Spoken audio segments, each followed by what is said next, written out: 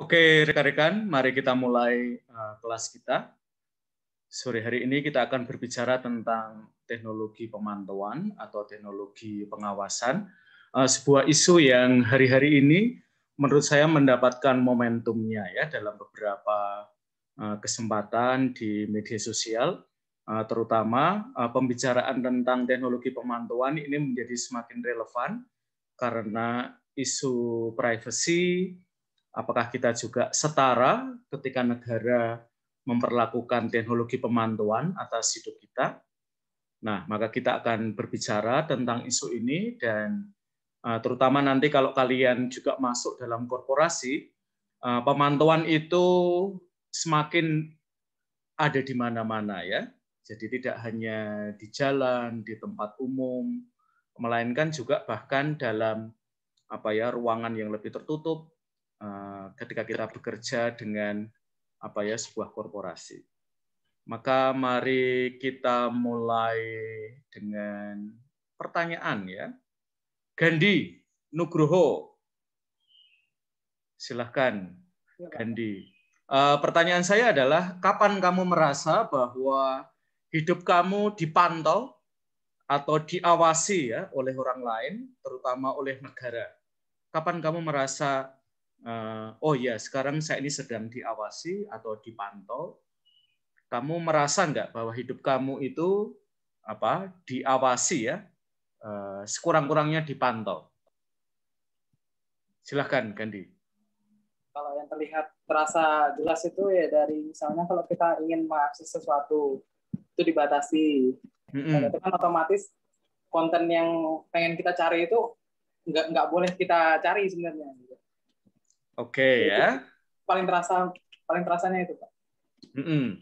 Kamu merasa apakah itu hanya terkait dengan konten seksualitas, atau kamu merasa bahwa konten-konten lain juga dibatasi sekarang ini oleh Menkominfo, Gandhi?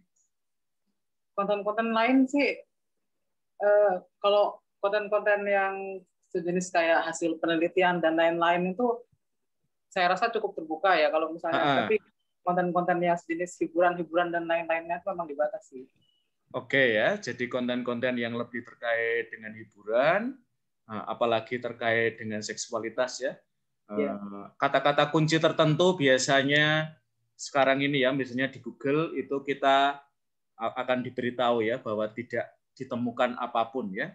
Kita tahu sebenarnya kata kunci tertentu sebenarnya mungkin tidak punya konotasi seksual ya atau konotasi hiburan, tetapi mungkin karena kebijakan ketat dari Menkominfo ya, sehingga kata tertentu pun sudah diasosiasikan dengan seksualitas ya. Oke, terima kasih Gandhi. Kamu kalau terkait dengan ilmu pengetahuan, kamu sendiri merasa masih sangat terbuka, Gandhi, untuk dieksplorasi? Iya, kalau ilmu pengetahuan masih terbuka sekarang. Oke ya. Dari kemudahan mencari bahan dan lain-lain itu masih bisa dibilang masih bebas lah. Ya, sekarang ini di kampus kita ya, mungkin kalian baik juga tahu ya bahwa kita punya aplikasi Turn8in ya. Jadi Turn8in itu adalah sebuah aplikasi ketika kita submit paper terkait dengan kuliah ya. Nah, itu ada sebuah aplikasi di mana dosen atau sekurang-kurangnya kampus ya, itu bisa mengecek ya originalitas gagasan kalian. Ini sedang dibicarakan. Saya kemarin kebetulan ngobrol dengan BR1 dan kalau ini diterapkan di Sanata Dharma, kira-kira apakah akan menimbulkan kegoncangan besar ya? Karena ini berarti nanti tugas-tugas kalian bisa jadi tidak lolos ya. Ketika misalnya itu ditempelkan pada LMS ya dan ketahuan misalnya melampaui batas persentase tertentu yang disepakati oleh universitas. Saya kira sekarang ini di kampus-kampus Indonesia persentase yang diizinkan ya bahwa tulisan kalian itu punya kemiripan dengan karya orang lain itu sekitar 20% ya. Nanti kalau kalian punya pengalaman, dan saya berharap ya misalnya kalian nanti belajar di Eropa atau di Amerika ya. Di Amerika itu lebih ketat lagi ya, teman-teman. Jadi kemiripan itu hanya maksimal 5%. Jadi betul-betul ketika kamu dan saya juga yang menulis sesuatu itu diharapkan betul-betul orisinal ya. Bahkan saya dulu merasa saya harus tutup buku ya, lebih baik ketika nulis paper ya. Karena bisa jadi ketika kita baca buku lalu gagasan kita itu sangat mirip dengan gagasan dalam buku itu ya, bisa jadi kita kena kasus plagiasi ya, dan itu fatal biasanya di Universitas Amerika ya. Dan selama masa pandemi ini saya kira ya teman-teman TI ya, terutama yang nulis skripsi, saya kira beberapa tersandung kasus itu ya, bahwa sejak dari latar belakang sampai ke pertanyaan skripsi, ternyata karena keterbukaan akses itu ya, ditemukan ya ada kemiripan dan bahkan tidak hanya kemiripan ya, tapi kesamaan ya dengan beberapa karya tulis di kampus bergengsi lain ya, UGM, UI, lalu kampus-kampus di Jawa Timur ya. Dan ini terutama untuk dosen yang barangkali belum sangat aware ya tentang isu ini, mungkin lolos ya, tetapi dengan dosen-dosen lain yang lebih aware, terutama dosen-dosen muda ya, ketika menerima paper kalian, paling gampang ya kita akan copy satu paragraf pertama atau paragraf yang kita curigai, lalu kita taruh di Google ya, dan kadang-kadang kita menemukan bahwa karya itu sudah terdapat di situ ya, lalu ada isu orisinalitas ya. Jadi sebenarnya nanti pemantauan itu bisa terkait dengan ruang publik, bisa juga sebenarnya dalam institusi pendidikan ada pemantauan ya, termasuk sebenarnya di ruang Zoom ini ya. Saya sebenarnya bisa memantau kalian ya, berapa yang hadir di kelas dan seterusnya ya, dari ya aplikasi yang sudah ditanam di ruang Zoom ini ya, misalnya sampai detik ini ada 26 dari kalian yang join ya, mungkin nanti yang presensi lebih dari itu, karena ini pendidikan pada era pandemi ya, pembelajaran digital, saya sendiri lebih longgar ya dalam soal keikutsertaan, karena masih ada kemungkinan ya bahwa kalian bisa mengakses kelas ini ya setelah kelas ini berakhir ya, dengan rekaman yang kita punya. Oke, terima kasih Gandhi mengawali pembicaraan kita. Gregorius Brian. Ya, Romo. Oke, kalau kamu aktif di media sosial, Gregorius Brian? Ya, tidak terlalu aktif juga, Romo. Tidak terlalu aktif ya. Kamu aktifnya biasanya di media sosial apa? Di antara yang mungkin yang lain yang kamu tidak terlalu aktif itu ya, tapi kamu merasa paling aktif di mana sih? Kamu bisa ditemukan? Di Instagram, Romo. Di Instagram. Oke. Dalam minggu-minggu ini, Gregorius, ada banyak kasus pemantauan ya, kasus pengawasan ya, yang terjadi dalam masyarakat kita dan menjadi viral ya. Kalau kamu sendiri merasa hidup kamu itu dipantau atau bahkan diawasi, terutama di ruang publik, di mana sih, Gregorius? Oh ya, baik, Romo. Kalau menurut saya sendiri, saya merasa dipantau itu ketika saya menggunakan marketplace, Romo. Oke, marketplace. Aplikasi marketplace-nya. Seperti kayak misalkan Shopee, Tokopedia, dan lain-lain itu, ketika saya sedang mencari misalkan saja produk sepatu, otomatis kan si marketplace ini nge-tracking saya, si saya ini ternyata lebih sering mencari sepatu. Nah, jadi dia lebih kayak menyarankan rekomendasi gitu, Romo. Berarti kan secara saya tidak mengetahui ternyata saya di-tracking sama si aplikasi tersebut. Tanpa adanya misalkan kayak izin gitu, Romo. Kan misalkan kalau saya mencari gitu, dia tidak ada memberikan apakah Anda bersedia untuk kayak di-tracking gitu historinya, seperti itu, Romo. Oke, jadi mereka mengandaikan kamu sepakat ya? Iya. Bahwa ada tracking ya. Kamu sendiri terganggu nggak sih? Saya kadang-kadang ini ya di Instagram juga ya. Misalnya ada, saya suka baju flanel ya. Ya. Dan ketika saya klik, setiap hari saya dapat ini ya, dapat rekomendasi ya, baju flanel ya, yang apa sampai titik tertentu memang mulai mengganggu ya, dan saya mulai apa meminta untuk hide it ya, dan biasanya saya bilang ya itu nggak relevan ya. Memang jauh berkurang setelah itu, tapi kamu sendiri merasa itu sudah mulai pada level mengganggu nggak, Brian, untuk kamu? Kalau untuk sekarang masih belum, Rom. Tidak mengganggu untuk saya pribadi. Oke ya, jadi kamu merasa ya ini bagian dari hidup kita ya, terutama di era media sosial, bahwa apa orang itu bisa apa ya mengenali salah satu yang saya pelajari ya dari media sosial, bahwa prinsip likability itu menjadi prinsip yang utama ya.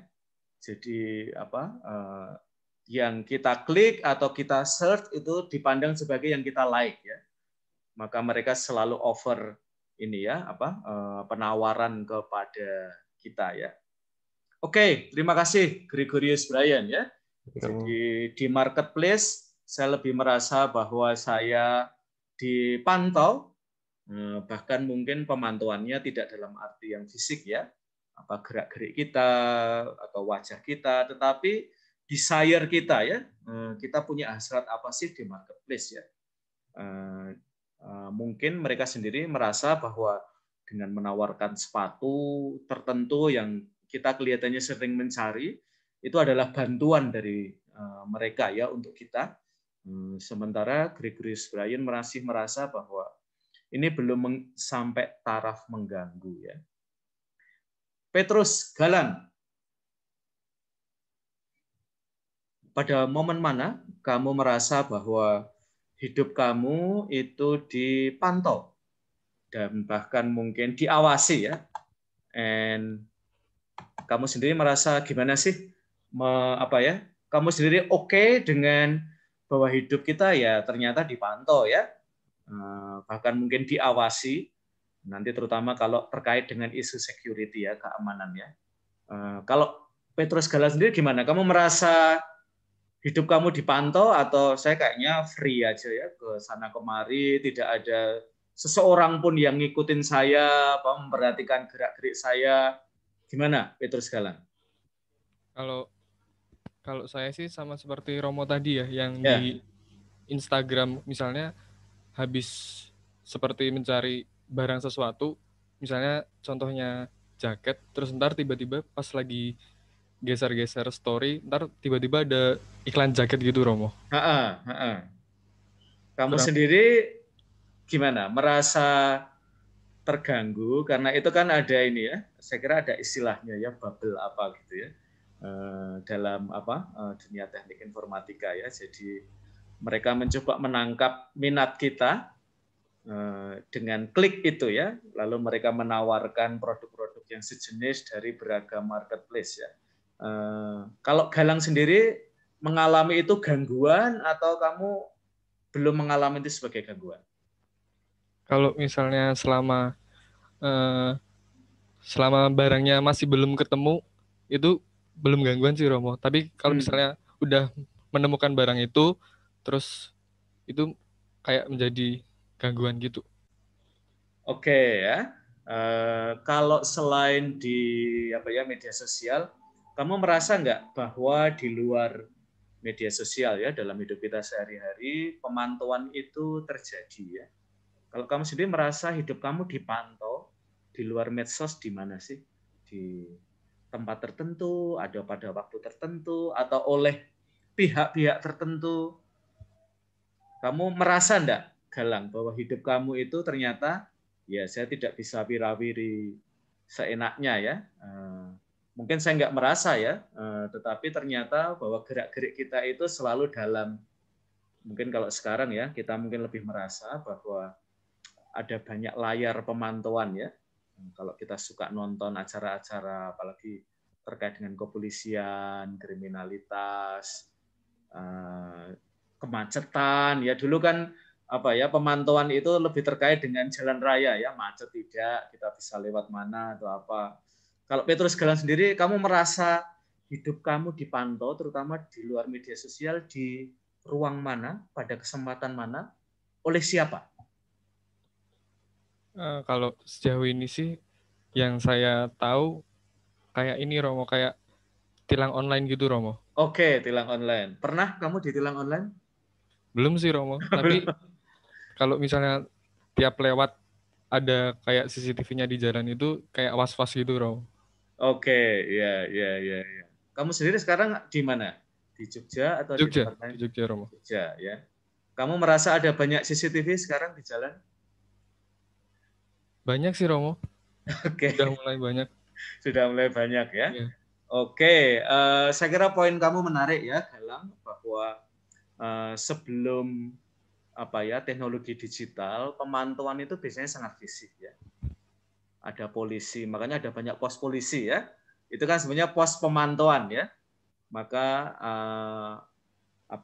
pengemudi bahkan yang paling bandel sekalipun ya, kalau ada pos polisi biasanya menjadi jinak ya, menjadi taat di situ ya, apalagi ada lampu merah di depan kampus Merican itu terkenal galak ya.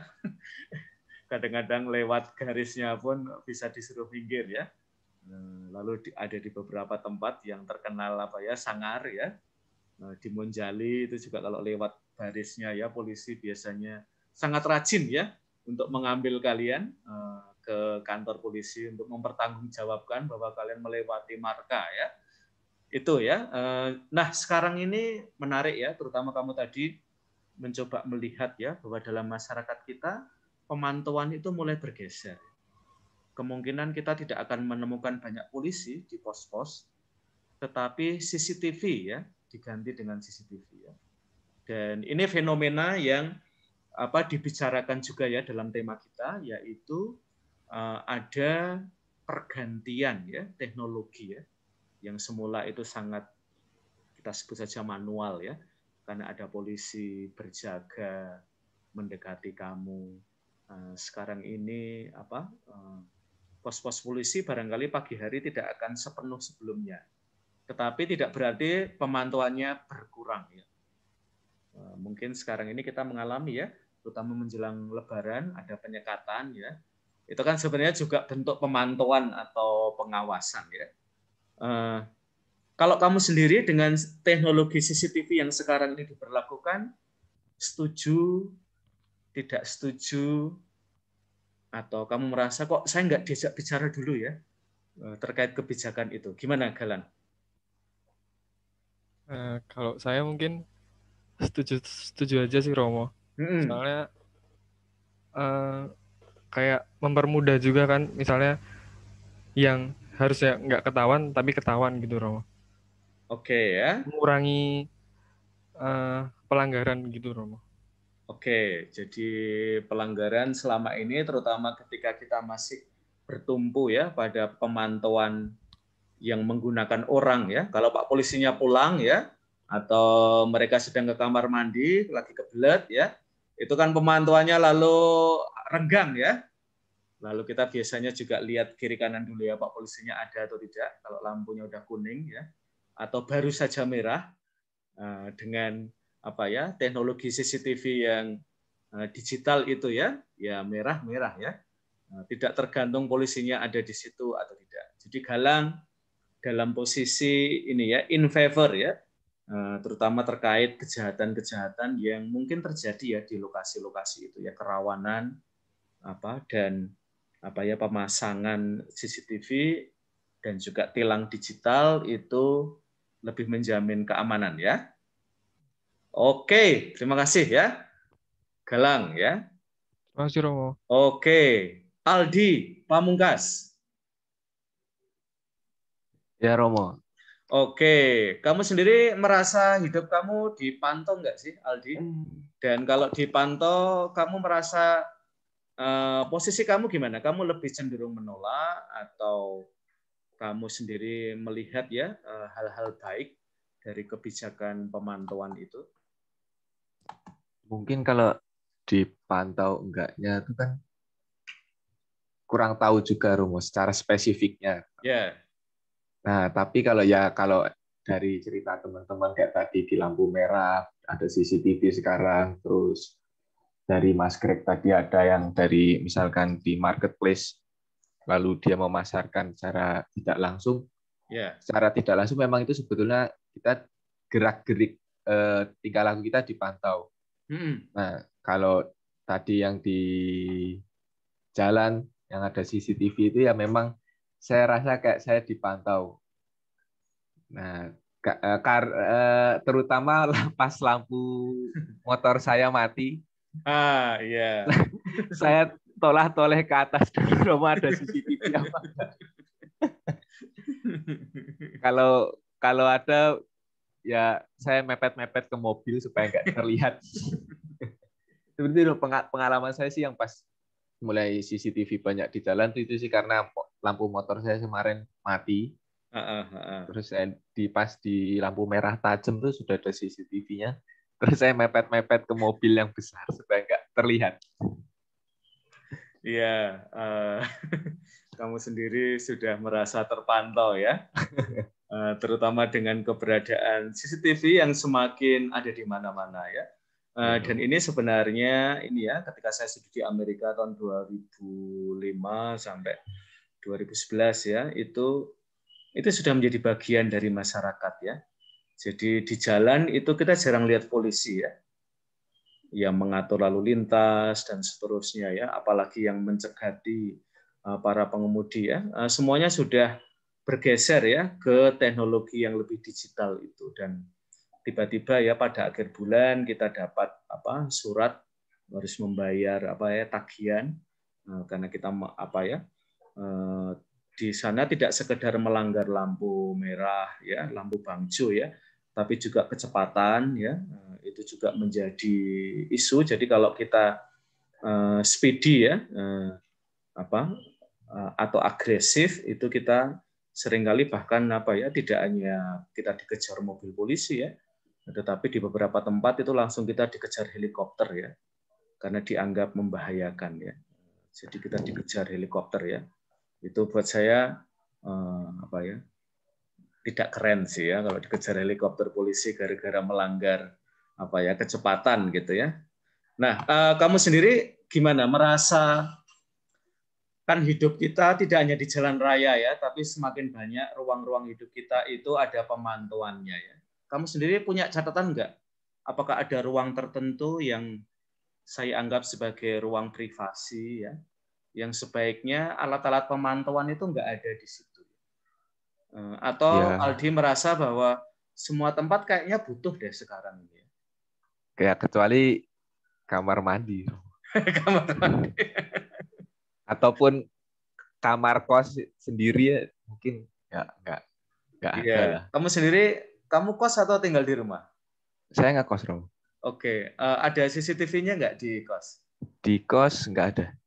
Oh, nggak ada. Itu kamu anggap kebebasan, atau kamu sendiri merasa ya bahwa teknologi CCTV ya di kampus kita juga ketika saya waktu itu jadi wakil rektor bidang kemahasiswaan, saya sebenarnya yang mengusulkan ya ada teknologi CCTV itu.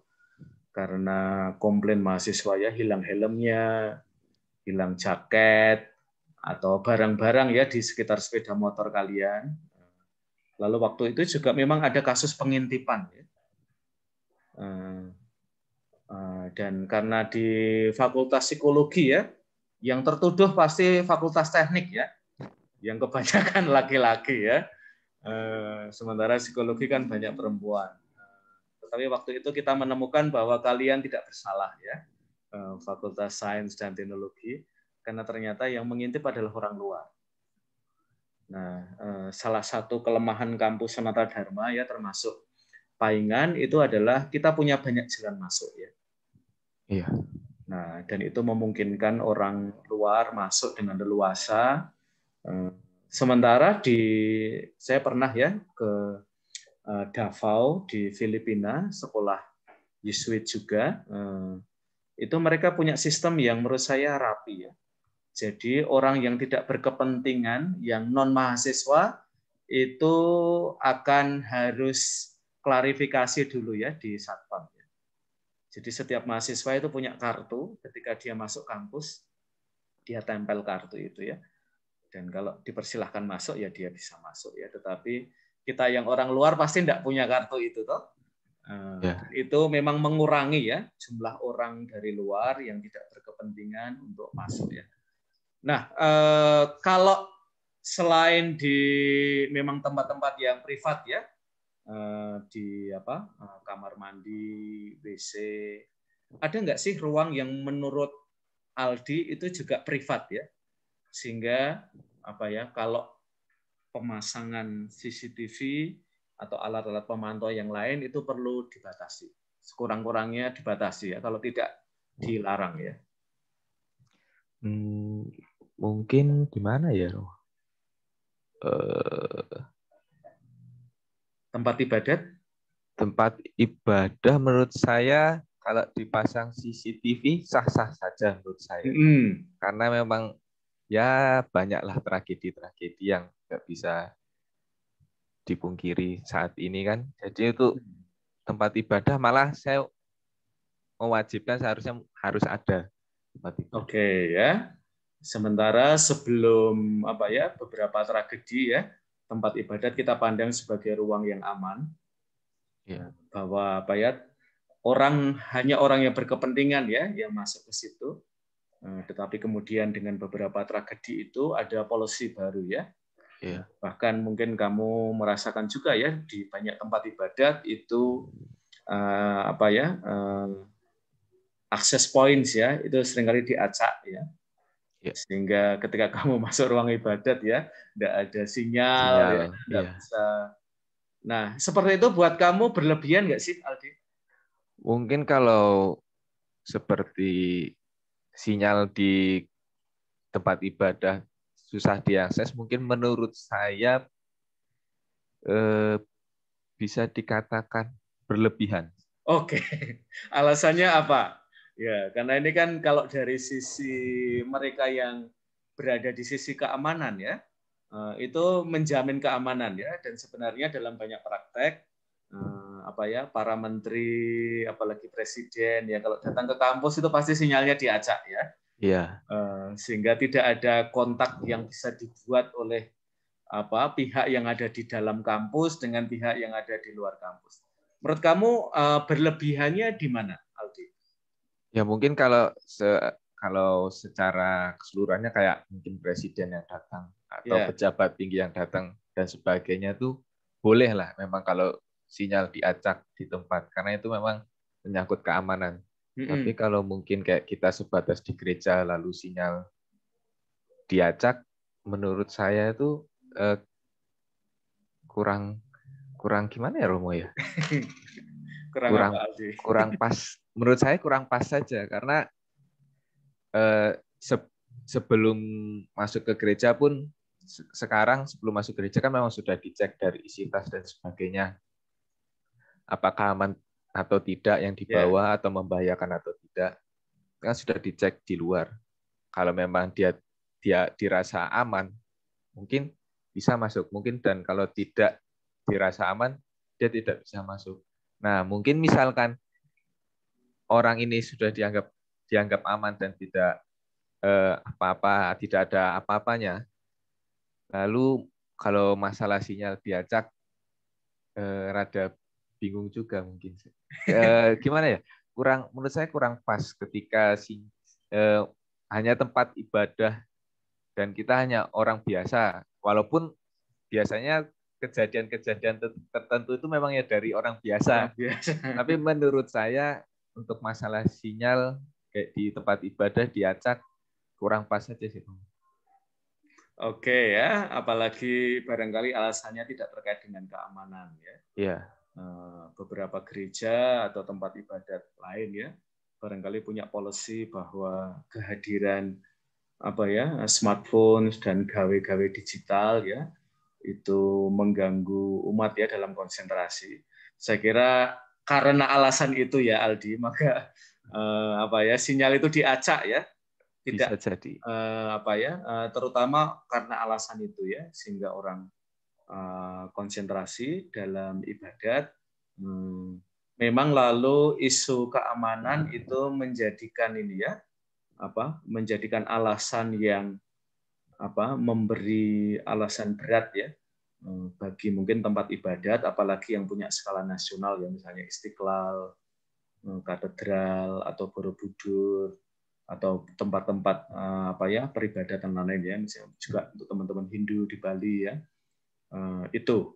Oke, terima kasih Aldi ya. Ya, sama-sama Romo. Pesannya ya.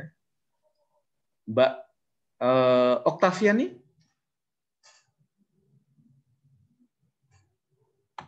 Ada Mbak Oktaviani? Iya, Romo. Oke, Oktaviani, kamu sendiri merasa hidup kamu itu dipantau ya?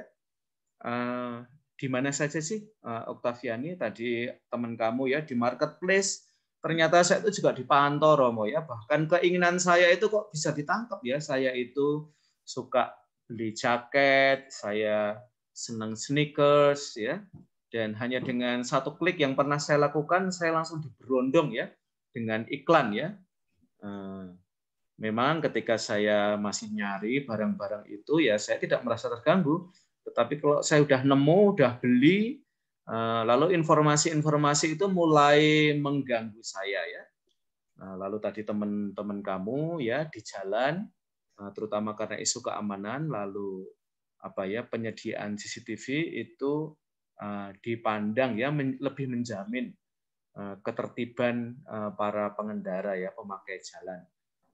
Nah, persoalannya adalah ketika teknologi CCTV itu semakin dioperasikan ya semakin di banyak tempat, tidak hanya di 1-2 tempat. Kalau Oktaviani sendiri, kamu merasa hidup kamu itu dipantau bahkan diawasi mungkin oleh negara atau oleh orang lain ya. Pada saat apa sih, Oktaviani? Kalau saya sih Romo ya merasa dipantau. Karena dengan kecanggihan sekarang, misalnya contoh saja, ketika waktu itu saya menginstal satu aplikasi, misalnya aplikasi yang berisikan tentang musik semua, baru setelah saya install, baru selalu berturut-turut datang dengan menyebut nama kan. Hai Oktaviani, saya sekarang memberikan satu lagu untukmu untuk kamu nikmati hari ini dan seterusnya. Bahkan katanya kadang untuk sepekan ini kamu bisa menikmati lagu sebanyak ini. Jadi saya merasa di situ berarti dengan sekali klik berarti mereka sudah tahu bahwa saya suka musik itu dan mereka tahu bahwa memang saya mau mendengarkan musik gitu.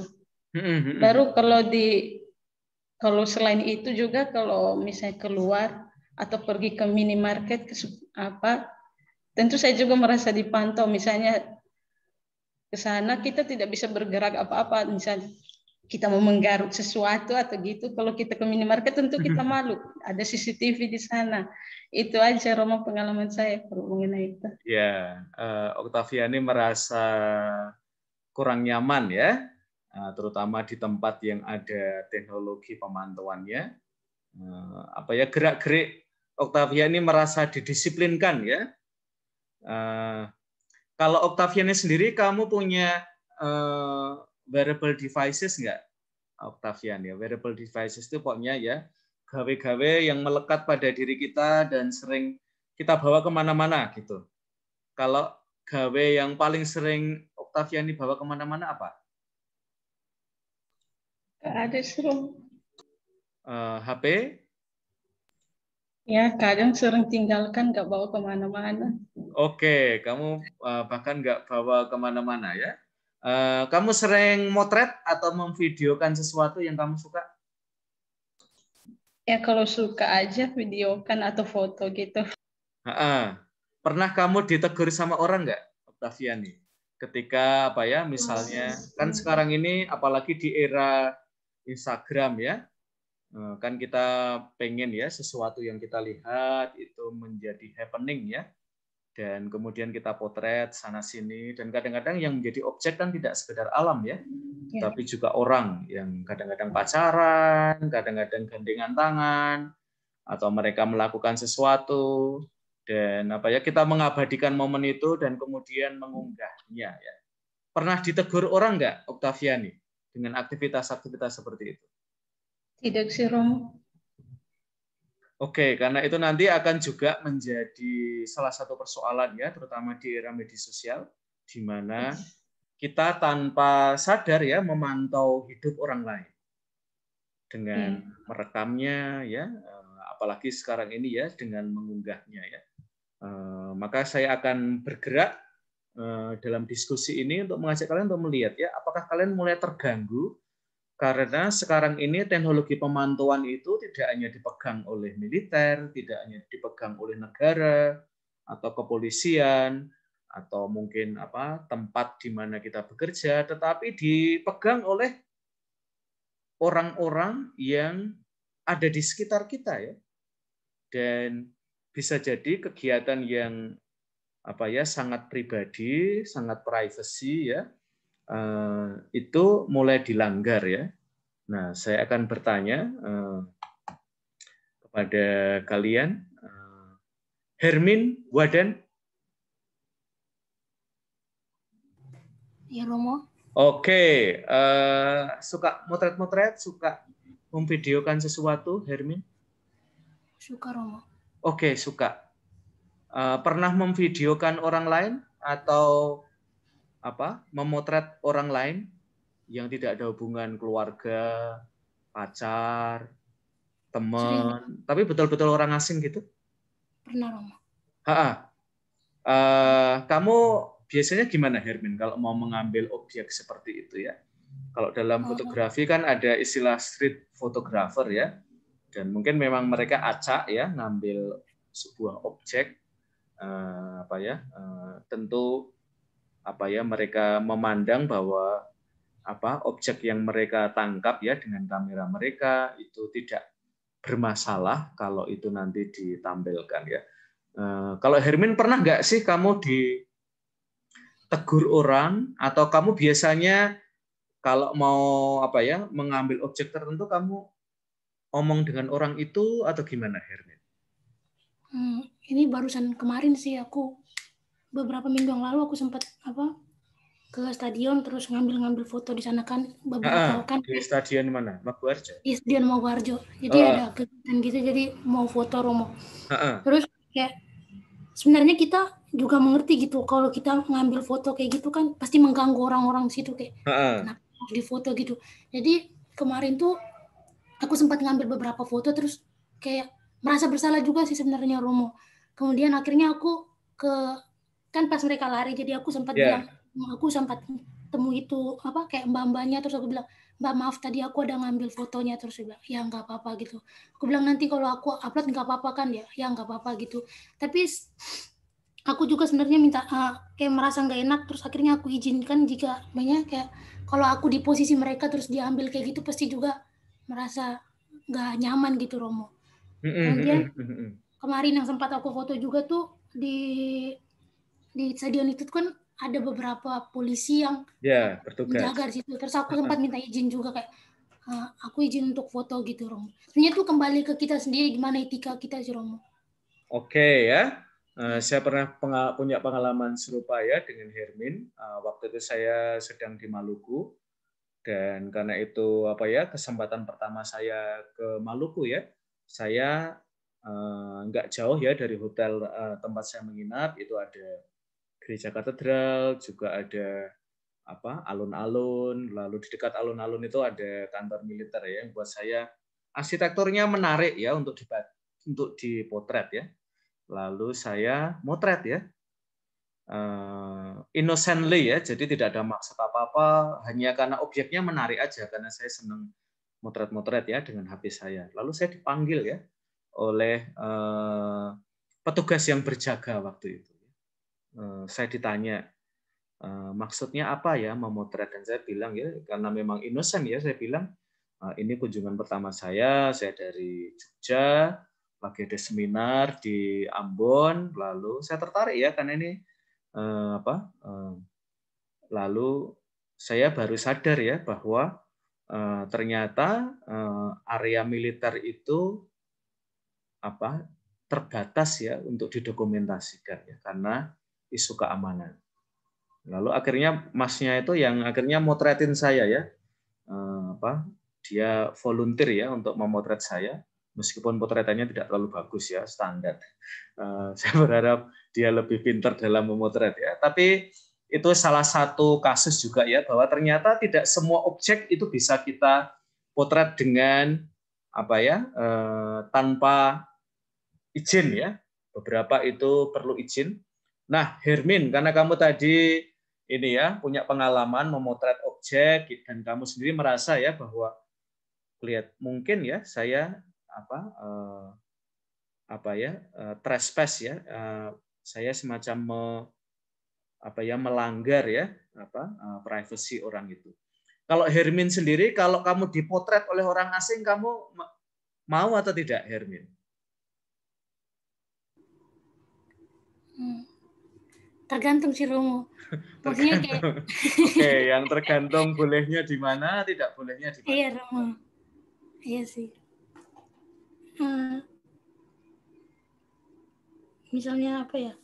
Ya kalau keadaan lagi serius atau yang tidak ingin diganggu atau seperti itu kan pasti kita juga merasa risih kalau di foto. Nah kalau sebenarnya untuk yang seperti yang aku lakukan yang tadi, ya sebenarnya nggak apa-apa sih sebenarnya waktu kita lagi lari atau apa kan nggak apa-apa. Yang intinya jangan mengganggu privasi orang juga sih sebenarnya. Gitu. Ya, jadi misalnya kamu sendiri lagi ngopi dekat Maguharjo, itu kamu anggap waktu privasi atau waktu bebas kamu, sehingga orang boleh deh motret ya, nggak apa-apa gitu? Enggak. Biar orang lain tahu ya, Hermin. Hermin ini mau difoto enggak sih pada momen seperti itu? Kamu biasanya gimana? Kalau misalnya ada saya ya, sebagai orang asing, lagi beli kamera dan memang senang motret, lalu kayaknya ini eye catching ya, ini untuk foto kayaknya keren ini sudutnya, objeknya, suasananya. Lalu biar saya tahu bahwa Hermin itu mau dipotret atau enggak, gimana caranya tahu ya, Hermin? Ya intinya nggak apa-apa sih, Romo. Intinya jangan dijual aja, maksudnya kan untuk kejahatan kan nggak mungkin, Romo. Ya selama itu baik-baik aja sih nggak apa-apa. Mungkin mereka kan seninya di situ, setiap sudut pandang fotografer kan masing-masing beda gitu, Romo. Ya mungkin waktu aku duduk di situ bagus ya dipotret. Soalnya nggak apa-apa sih, Romo, selama mereka perlu minta izin Hermin enggak? Nah itu kembali ke merekanya. Kalau misalnya aku nggak tahu, berarti mereka lolos nih. Misalnya kalau mereka tahu dan mereka punya. Kalau mereka tahu, kamu tahu? Ya pasti, Mbak tadi aku foto gitu, pasti ya ada interaksi juga sih, nggak apa-apa sih sebenarnya, Romo. Oke ya, kembali jadi ke masing-masing sendiri sih. Yang penting ada kita sebut nanti dalam prinsip di PowerPoint kalian ya, itu adalah prinsip timbal balik ya. Jadi ada kesalingan, jadi dari pihak orang yang memantau itu harus memberitahu ya bahwa dia sedang melakukan pemantauan. Sementara dari pihak yang dipantau dia merasa aman dengan pemantauan itu ya, karena tidak ada privacy yang dilanggar terutama. Tentu nanti kita akan melihat ya, ada banyak pemantauan yang sepihak tetapi itu dibenarkan ya, misalnya pada kasus ini ya, memantau praktek korupsi ya, dan kemudian berlanjut dengan operasi tangkap tangan KPK misalnya. Itu biasanya kita dipantau ya, tidak ujuk-ujuk ya kita ditangkap. Biasanya mereka harus sampai pada bukti yang sangat kuat sebelum melakukan OTT ya. Jadi ketika OTT itu sudah pasti bahwa orang itu melakukan praktek korupsi ya. Dan itu biasanya itu nanti juga ada pemantauannya juga ya, Hermin ya. Dengan rekening kita ya, dengan sejarah perjalanan kita, lalu sejarah perjumpaan kita ya dengan orang-orang tertentu, maka seringkali untuk menghindari pemantauan itu, lalu para pelaku ini kan ketemunya entah di mall, entah di tempat makan yang dianggap di situ ya ruang pemantauan itu tidak ada ya. Oke, terima kasih Hermin. Sekarang 1753140103. Mbak siapa ini?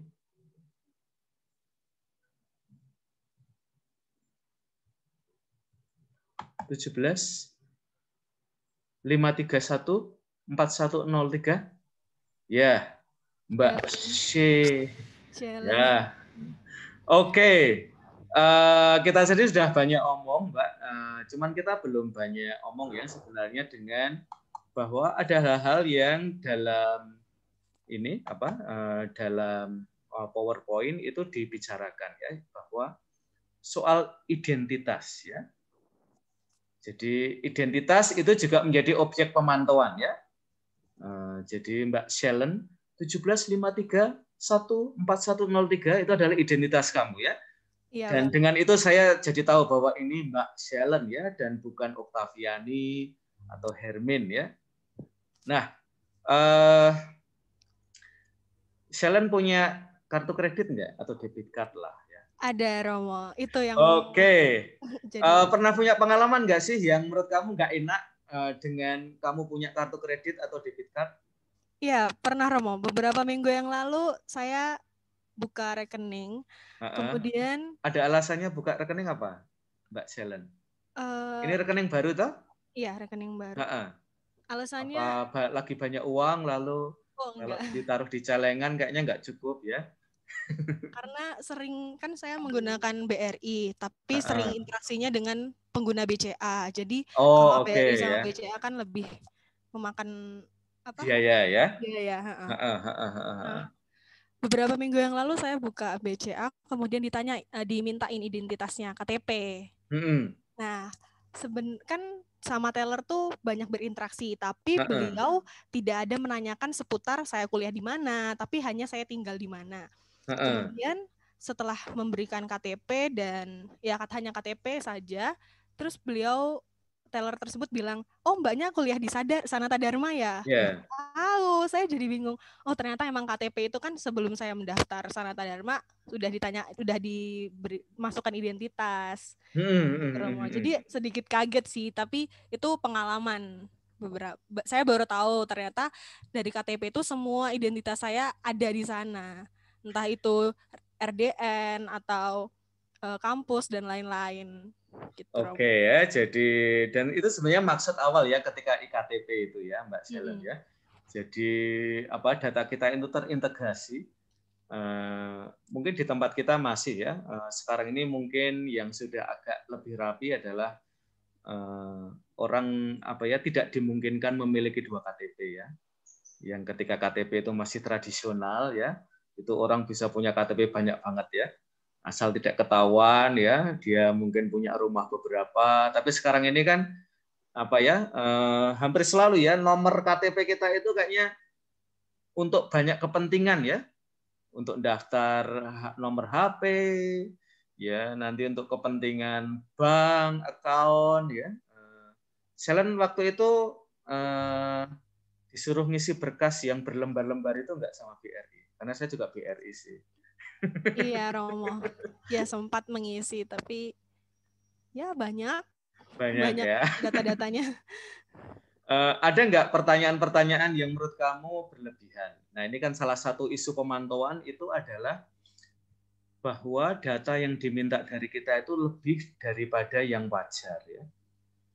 Sama ya seperti saya suka nonton film dan ada beberapa situs penyedia film gratis ya, agar kita bisa download kan. Kalau sudah mulai minta akun email gitu, saya biasanya enggak mau ya. Apalagi setelah itu biasanya sih keterangannya ya, oh maaf ya, akun email Anda tidak bisa kami verifikasi ya. Jadi kita sudah memberikan emailnya, ternyata kita nggak bisa download filmnya ya. Itu buat saya bohong banget ya. Maka saya biasanya mencari situs yang tidak perlu ya, ada verifikasi email ya, karena buat saya ya itu berlebihan ya. Meskipun download film itu ilegal ya. Nah, menurut Shellen ya, informasi apa sih yang menurut kamu pandang itu privat dan sebaiknya tidak disertakan yang dalam daftar isian yang saya harus isi ya? Misalnya, jenis kelamin penting nggak sih, Shellen? Penting. Pentingnya apa itu jenis kelamin? Selain untuk perjodohan ya. Mungkin yang bersifat privacy itu seperti nama ibu kandung. Itu kamu anggap privacy ya? Iya, karena kan yang dibutuhkan hanya data itu kan, data KTP dan lain-lain. Nah, tapi mungkin ada tujuannya ketika saya pernah kehilangan kartu kredit gitu, terus ditanya nama ibu kandung. Mungkin fungsinya buat itu, Romo. Iya, karena di BRI itu ada nama ibu kandung, nama bapak kandung ya. Iya, jumlah saudara dan lain-lain. Itu menurut kamu data yang pribadi? Yes. Ya. Pribadi. Selain ini keluarga, orang tua ya. Karena nanti kalau kamu mau sekolah di luar negeri ya buat paspor, sekurang-kurangnya piknik lah ke Singapura gitu ya. Itu kan paspor juga kita diminta ya. Nama orang tua, lalu bahkan nama saudara-saudari, lalu nomor HP mereka ya. Selain tentu bank account-nya Shellen ya. Ada nggak selain nama orang tua yang menurut kamu ini kayaknya berlebihan deh ketika saya harus ngisi belangko-belangko itu? Saya lupa, Romo. Saya lupa. Tapi orientasi seksual, laki, perempuan, penting nggak? Penting. Agama? Oh iya, betul, agama. Itu pribadi atau tidak? Pribadi, tapi kan itu sudah disertakan di KTP ya, Romo. Jadi ya karena itu sudah sering digunakan, jadi menurut saya pribadi ya udah emang mereka harus tahu identitas saya karena identitas tersebut sudah ada di KTP dan KTP itu sudah umum. Oke ya, nanti menyambung Hermin tadi juga beberapa teman kamu sebelumnya ya. Persoalannya adalah dengan pemantauan itu mereka seringkali tidak meminta persetujuan kita ya. Jadi daftar itu sudah ada, kalau kita nggak ngisi dianggap tidak lengkap ya. Harus kita lengkapi ya. Dan itu seringkali menempatkan kita dalam posisi yang lebih lemah ya. Jadi tidak ada negosiasi, termasuk nanti juga ini ya nanti kalau kamu masuk tempat kerja ya, saya kadang-kadang bertanya juga ya, kalau ada pertanyaan ya, dalam 5 tahun ini apakah Anda punya rencana menikah ya? Itu saya juga bertanya-tanya ya, itu pentingnya apa ya sebenarnya ya? Atau pindah tempat tinggal ya, itu disadar ada ya. Kalau mau jadi dosen itu akan ditanya dalam beberapa tahun, dalam beberapa waktu ke depan. Anda kira-kira apakah akan menetap di Jogja atau tidak ya? Atau akan pindah-pindah ya? Dan itu akan menjadi salah satu kriteria ya. Kalau kamu, ya kayaknya saya akan pindah deh. Kayaknya mungkin kamu nggak diterima ya. Nah itu ya. Jadi ada beberapa informasi yang teman-teman lalu membuat relasi kita menjadi tidak setara. Ya. Karena kalau kita nggak mengisi, lalu kita kemungkinan ya tidak bisa lanjut ya dengan proses yang lebih ditentukan oleh orang lain. Oke, Mbak Shellen ya, terima kasih jawabannya ya. Jangan khawatir, jawaban Anda saya rekam. Tidak ya, saya tidak akan menggunakan ini untuk memantau kamu ya. Terima kasih Shellen ya. Ya, terima kasih Romo. Ya, sekarang saya ingin ke Yusa Andika. Ya, Romo. Oke, Yusa Andika. Saya tadi sudah ngomong dengan Shellen ya, bahwa ada informasi-informasi terkait dengan diri kita yang kadang-kadang kita dipaksa ya, mungkin secara halus, karena kita seringkali kan diminta persetujuan ya. Kita mau terus atau tidak ya. Memang kita diberikan pilihan. Misalnya kalau dalam kehidupan sehari-hari ya, mau download film, lalu saya baru aja ya hari ini ada teman dari US ya yang pengguna WA, dia bilang Romo mulai besok kita kontaknya nggak pernah pakai WA lagi ya Romo. Saya heran juga ya, sekarang ini orang semakin memilih WA, kok malah teman saya ini mau resign dari WA ya.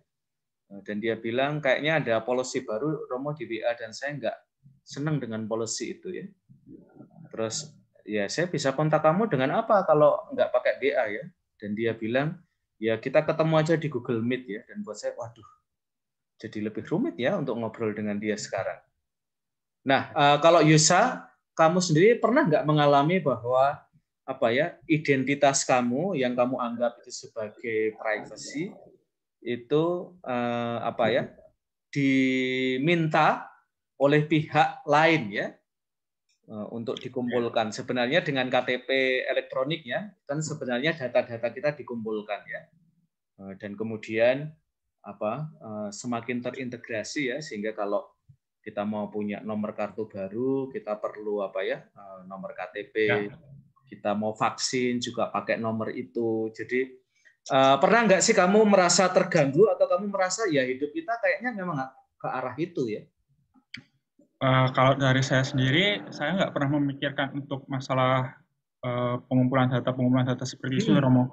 Karena saya dari saya sendiri itu, saya selalu dari dulu itu selalu memiliki 2 akun yang berbeda begitu, Romo. Jadi semisal saya mempunyai Facebook begitu. Jadi satu Facebook itu saya gunakan untuk berbagai aplikasi seperti Instagram dan lain-lainnya. Dan satu Facebooknya sendiri itu untuk privasi saya sendiri. Jadi saya tidak pernah melakukan hal-hal yang aneh seperti itu di satu Facebook privasi itu. Jadi kalau ada pengumpulan data itu saya akan mengisinya dengan catatan kalau itu tidak terlihat mencurigakan sih, Romo. Jadi kalau ada masalah privasi atau bagaimana karena teknologi semakin maju dan kita nggak bisa menghindarinya juga, saya jadinya nggak merasa terganggu juga sih, Romo. Karena saya sudah tahu kalau privasi saya aman di akun yang satunya seperti itu, Romo. Oke, kamu sendiri merasa itu sampai sekarang ya menjamin privasi kamu atau misalnya ya saya punya 2 akun Facebook, yang pertama itu yang saya gunakan untuk kelas-kelas gitu ya, untuk share link dan macam-macam, itu bukan akun Facebook yang saya biasa sehari-hari ya, tapi yang nggak ada profile picture-nya dan macam-macam. Cuman saya merasa kok Facebook itu lama-lama ingin menyatukan 2 akun itu ya. Jadi saya kelihatannya lebih diarahkan untuk punya 1 akun dan bahkan sekarang yang semula nggak ada wajahnya ya, sekarang itu mereka tahu bahwa Andalas Patricius dan Patricius Mutri Andalas itu orang yang sama ya. Kita sering kontak memang saya menggunakan 2 itu untuk kontak satu sama lain ya, tapi sebenarnya yang satu memang untuk hal-hal yang itu tadi ya, kelas, sharing materi kayak gitu ya, karena lebih terkait dengan laptop saya, sementara HP saya itu lebih dengan Facebook yang resmi. Yusa sendiri merasa itu masih menjamin privasi kamu atau kamu sendiri merasa ya ini lebih keyakinan saya saja sih, Romo? Kalau dibilang menjamin, sepertinya udah nggak menjamin sih, Romo. Tapi kalau dari Romo bilang tadi, saya yakin aja karena saya dari saya sendiri, saya nggak mau mengupload hal-hal yang berbau-bau privasi ke publik gitu, Romo. Jadi saya simpan sendiri semua masalah, semua perkara yang ada dalam hidup saya itu saya simpan sendiri. Saya nggak mau menyebarkannya ke media sosial seperti itu. Jadi, kalau dari saya sendiri, saya percaya privasi saya aman. Kalau di akun media sosial yang resmi kamu ya, maksudnya memang kamu gunakan untuk personal, informasi apa saja sih yang kamu lepas di situ? Kan sekarang ini diri kita kan bisa ditemukan ya, bahkan dengan tempat tanggal lahir kita, lalu kita pernah sekolah di mana, itu kan sekarang kita dihubungkan ya dengan orang-orang dari sekolah yang sama dan seterusnya gitu ya. Kayaknya kita lama-lama akan ditemukan juga ya privacy yang mungkin kita coba jaga, sooner or later ya kita akan diketahui juga ya bahwa kita itu ya orangnya itu ya. Kalau kamu sendiri, Yusa, kamu membatasi nggak ada informasi apa yang kamu kamu merasa bahwa ini sudah masuk wilayah privacy ya?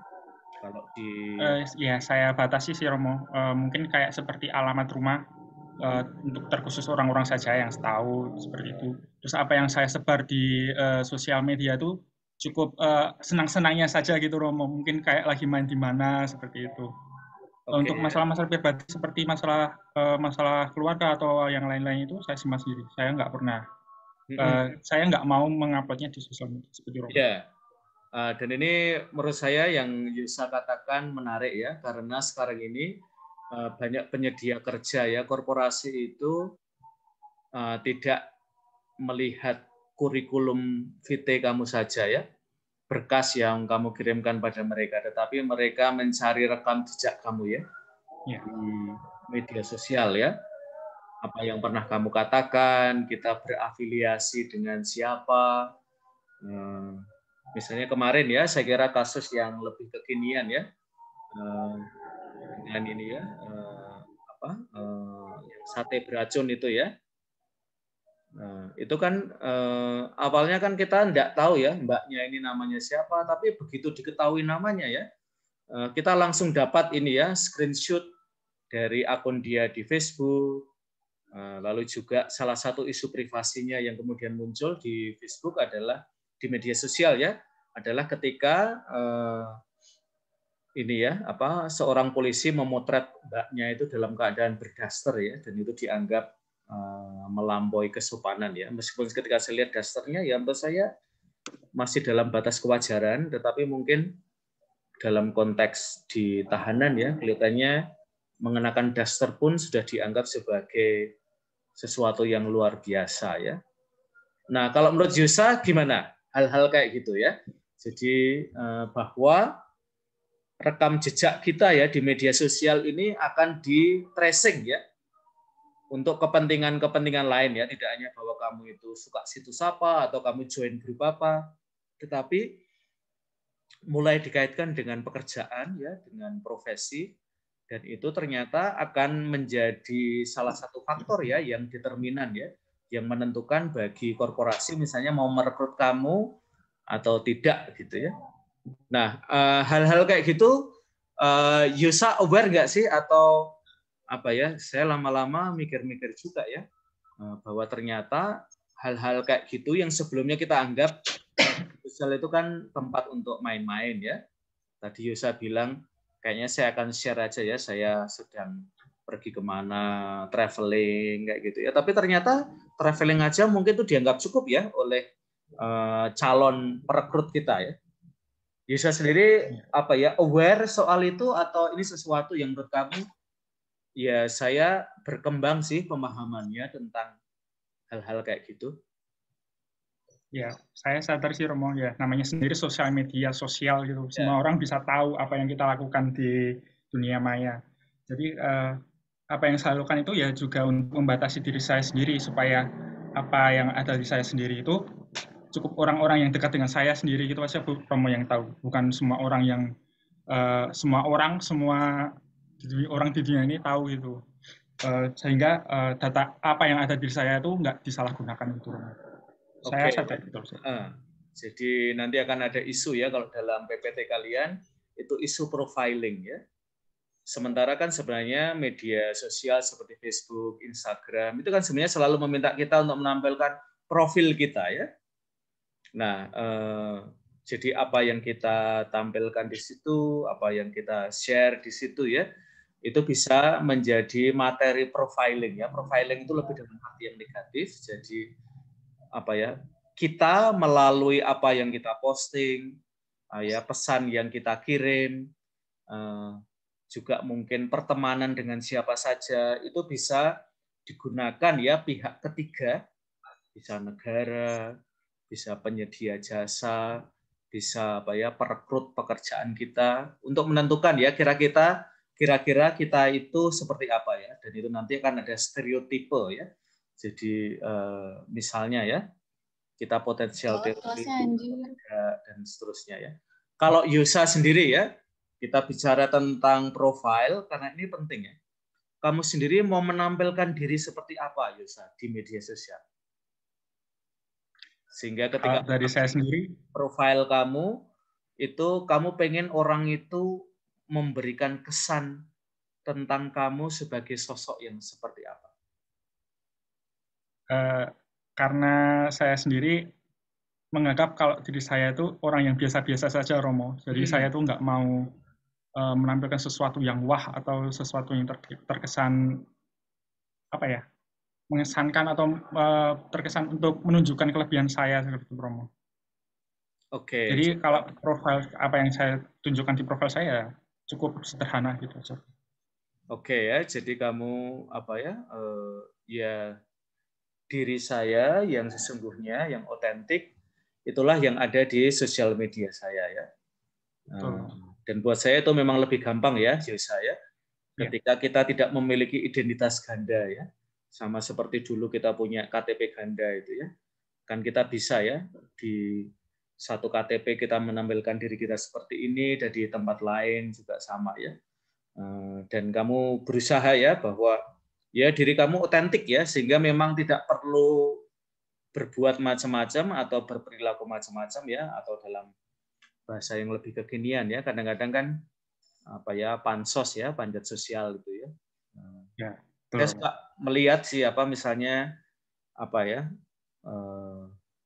saya kira kebanyakan dari kalian belum jadi teman saya ya di Instagram, jadi tapi saya selalu memperhatikan ya anak-anak Sanata Dharma begitu ya, dari apa yang kalian apa ya share ya di media sosial ya, kalian makan di mana, pergi ke tempat mana. Saya tuh kadang-kadang mencoba mereka-reka ya, kira-kira anak Sanata Dharma itu apa ya, strata ekonominya dari mana, lalu apa ya, dari tempat mereka belanja, apa yang diomongkan kayak gitu ya. Dan saya kadang-kadang apa ya melihat beberapa postingan ya, tidak semua, itu saya waduh, saya bisa membayangkan ya apa kalian anak mahal ya,